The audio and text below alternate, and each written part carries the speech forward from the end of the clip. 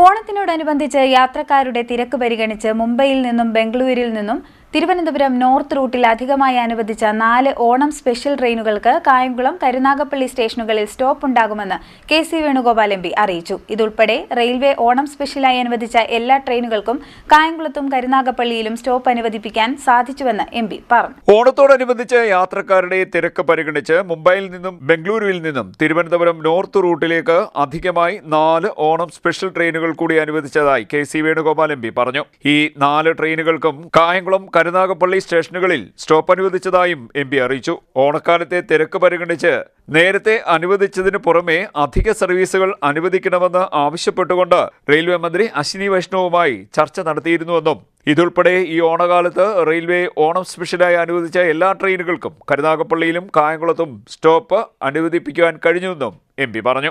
SMVT Bengaluru Thiruvananthapuram north, Yesvantpur Thiruvananthapuram north, Bengaluru cantonment Thiruvananthapuram north, Lokmanya Tilak Thiruvananthapuram north എന്നീ ട്രെയിനുകൾക്കാണ് കായംകുളത്തും കരുനാഗപ്പള്ളിയിലും സ്റ്റോപ്പ് അനുവദിച്ചിരിക്കുന്നത്. CDNet news, Kayamkulam.